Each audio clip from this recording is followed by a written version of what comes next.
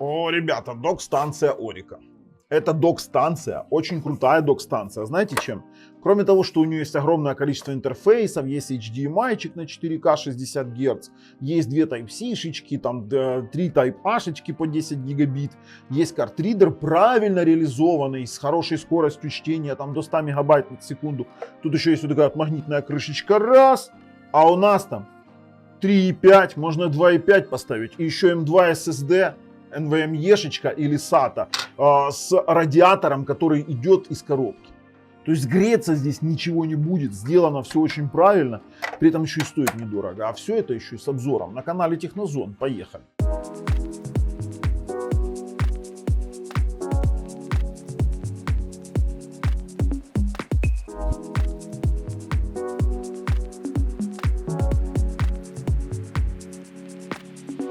Мы сейчас на страничке продавца. Откладываю эту штуку. Конечно же, увидите на распаковке, на тестах. Ну и, конечно же, ссылки на вот этого проверенного продавца разместил в описании под видео. И прошу вас подписаться на мой канал, нажать колокольчик. Позволит дальше нам развивать наш канал. А мы с вами смотрим, что стоит она на момент съемки $85. И существует она в разных вариациях. Есть с разными именно вилками. У нас, кроме этого, еще Power Delivery 100 Вт есть в пробросе для ваших ноутбуков, потому что это все сделано для ультрабуков.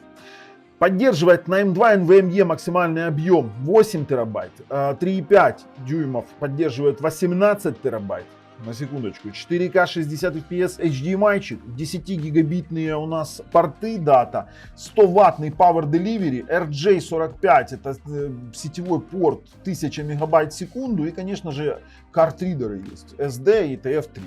У нас есть, на секундочку, 12 вольт 3 ампера блок питания внешний, потому что здесь 3,5 диск, его надо завести как-то. И вообще док-станция называется 10 в одном. Подходит вообще отлично. У нее, кстати, активное охлаждение снизу. Мы не разбирали, но вот оно.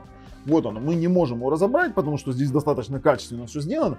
Но я его вообще не слышу. Вообще не слышу. То есть переживать за нагрев данной штуки вообще не стоит. То есть данная штука, смотрите, у нас огромное количество портов, она подходит для организации полностью работы на вашем ультрабуке. Как полноценный док-станция с различными форматами. Мы можем сюда подсоединить, смотрите, 4 типа размера M2 NVMe дисков, подходит MK и BSMK. BK не подходит, сразу говорю. Можно сюда SATA диски, кстати, простые совать. И вот видите, здесь MacBook, вы одну подключили, у вас целая док-станция. Отлично. Еще и дополнительный 4К 60 FPS дисплейчик можно подключить. Подходит для дизайнеров, для видеоредакторов, для кому нужен еще большой массив данных.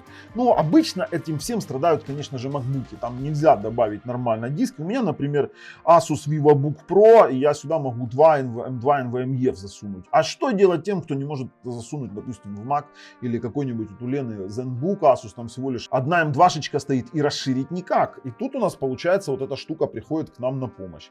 Картридер так вообще отличная штука. Например, в MacBook их никогда нормально не ставили, и поэтому это прям проблема.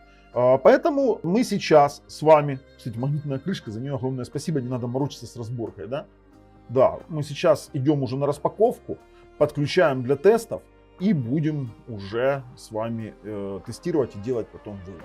Так что перешли. Так, рассмотрим поближе. 2.5, 3.5, SATA протокол, M2 NVMe и NGFF.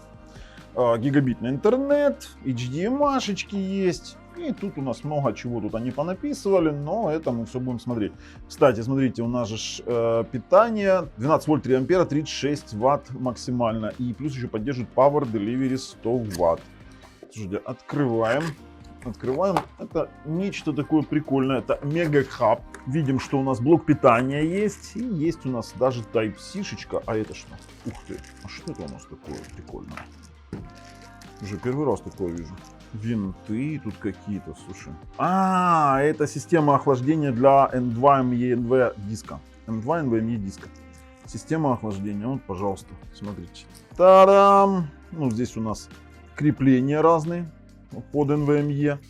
И здесь у нас, вы поняли, радиаторчик на термоинтерфейс. Да ладно, слушайте, вообще топ. Теперь сам хаб. Так-то он легкий.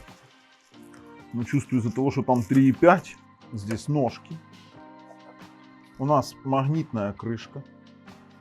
И теперь смотрим. Просто SATA интерфейс и M2 NVMe-шечка. Теперь для M2 NVMe у нас есть разные типы крепления. Смотрите, ну их просто-напросто их зачем-то положили сюда 3 штуки или 4 штуки. Для того, чтобы замонтировать, мы берем диск, вставляем вот эту штуку.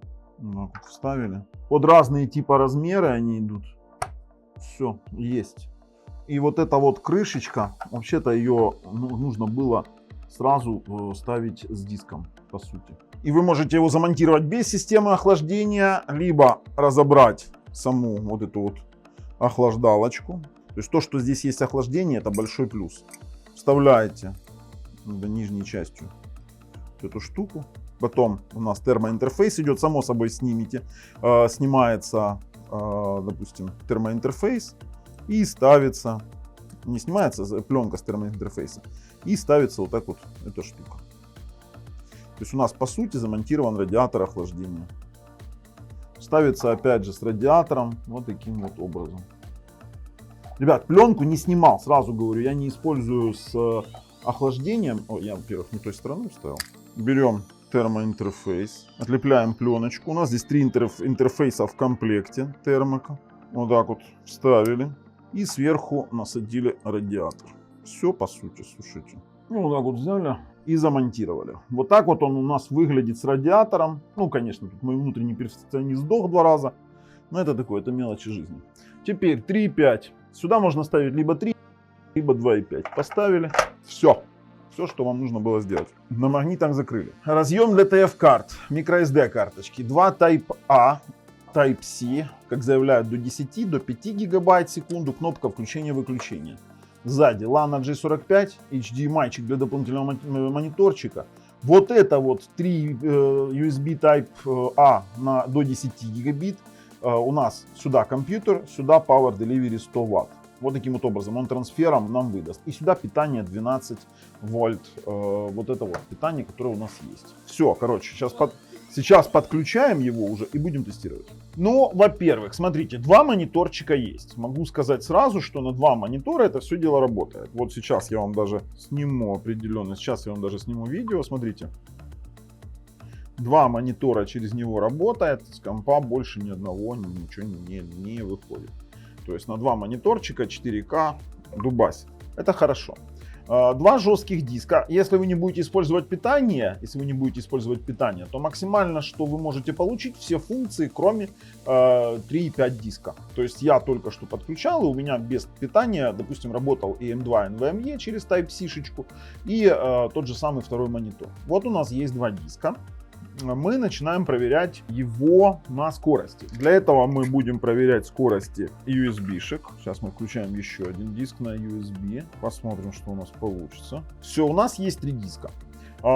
Теперь мы будем использовать диск D. Проверяем. Я попробую угадать, какой это диск у нас. 932 гигабайта. Тут нетрудно узнать. У нас 2 терабайтных диска. То есть вот... Диск D, диск E и диск F, это подключенный к USB. Вот, пожалуйста, 656 мегабайт в секунду. Через Type-C-шечку у нас сейчас идет не пойми какой диск. Это M2 NVMe. Он читает чуть выше скорости SATA. Ну, есть как есть. Я должен показать всю правду, но это хорошая скорость. То есть он читает на предельных скоростях SATA интерфейса M2 NVMe. О, 1000 мегабайт в секунду. То есть фактически, ну так как производитель считает 1000 умножать на 10 почему-то, это будет 10 гигабит. Но нет, это считается 1000,047 умножается на 8 и получается 8376 мегабит в секунду. Это хорошо работающий M2 через Type-C, через Type-C 3 версии. То есть я не скажу, что здесь есть Thunderbolt 3, Thunderbolt 4 до 40 гигабит. Здесь конкретно 10 гигабитный M2 на Type-C. Это в принципе все у нас классно работает. То есть мы с вами понимаем, что M2 справляется. Дальше пробуем обыкновенный диск у нас, который 3,5. Вот он начал гудеть. Уже по первым результатам могу сказать, что данный диск у нас дубасит 187. Кстати, этот диск сам по себе, он и работает где-то 180-190 мегабайт в секунду, 3.5 обыкновенный.